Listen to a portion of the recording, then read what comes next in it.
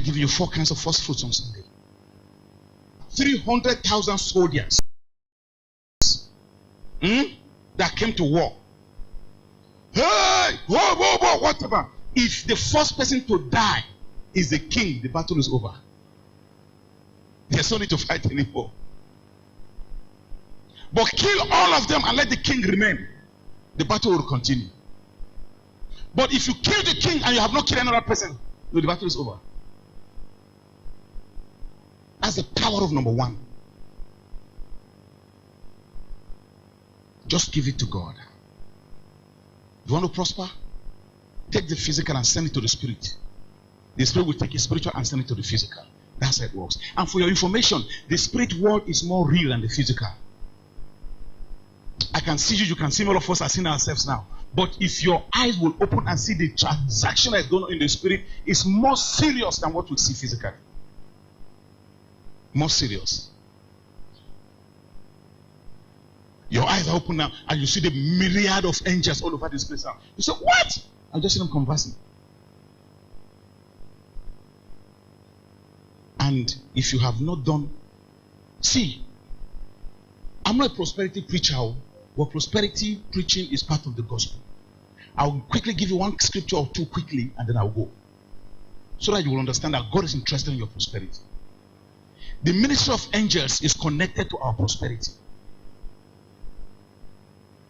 Give me Psalm 103 verse 21. Psalm 103 verse 21. Bless the Lord. That's right. Bless ye the Lord, all ye his hosts. Give me Psalm 35 verse 27 quickly. Psalm 35 verse 27. Let's close. Psalm 35 verse 27. Let them do what? Shout for joy and be glad that do what? Favor my righteous cause. Yea, let them say continually, let the Lord be. Why? What is God's pleasure? What is the job of the angels? God's pleasure. And what is God's pleasure? My prosperity. You see, it's connected.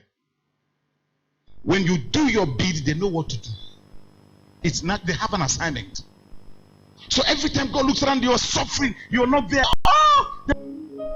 Maybe I should close with just this story, sir. One of my daughters in church works in the bank. She works in the bank. July this year, she just resigned. She was one of their favorites in the head office. I'm talking of an old generation bank, a very strong bank, a very strong, solid bank in Nigeria. One of the key banks, old generation. In July, she just resigned. She didn't tell anybody. She just pulled out. Said the stress was too much, and she was earning well. She was earning higher level in the 6 digits. Of the 6 digits. She just resigned. And she didn't tell anybody.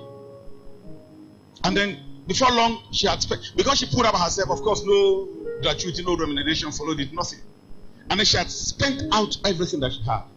But because whenever there's some need like that, some departments have some need, they know some people to call. She's always one of the people they will call. So they called. When the women were having their convention, they reached out to her. Sister, convention time, blah, blah, blah. And she contributed as usual. They needed to do some things, I don't know whether on the altar, and then they were trying, some people just took upon them and said they want to just do something, and then they reached out to her, and then there's a program we call Feast of Tabernacle Convention. It was coming, and they would reach out and say, what are the partners? As at that time, she was broke. In fact, she was even applying for her pension, 25% of her pension. And they were still processing, and they were, whether they would give her or not, they would not even know. When this call came, and then she didn't have money. She didn't say she didn't have money. She went out and looked for and gathered, and then she brought. And the program held. On the last day of the program, she came to say hello. I shook her hand. I said, what God has begun in your life, He will finish it. She didn't tell me she had resigned from her job. I'll cut the long story short. Somebody moved from her office in a multinational job, the second best in the world. This lady was in her office and she moved to a higher office, and her office became vacant. Naturally, somebody should replace her from within, so they made an internal advert. She recommended somebody. Then somebody said to her, this is your friend you have not spoken to in many years, call her. And she called this my daughter and said, my seat is vacant and blah, blah, blah, blah, blah, blah, blah. Send your CV. And down sends it. He said, you have resigned? He said, yes. I didn't know. Well, she just sent it. This lady does not know anything about this job. They said, come for your presentation. She got somebody who just put her through. She went and they said her own was the best. I'll tell you a life story. 2 months ago, October. Okay. Interview. You're going to be called by one of our person that you'll be reporting to outside of Nigeria. From Egypt, they will call you. And they called her. And after the interview, they said, well, sounds reasonable. Well, I have to let you go now because there are 99 more people on the line for the interview on this same job. 99. She just passed her and forgot about the job. You know, and then they went. Then a few days later, they called her and said, our overall senior is in Kenya. She'll be calling you.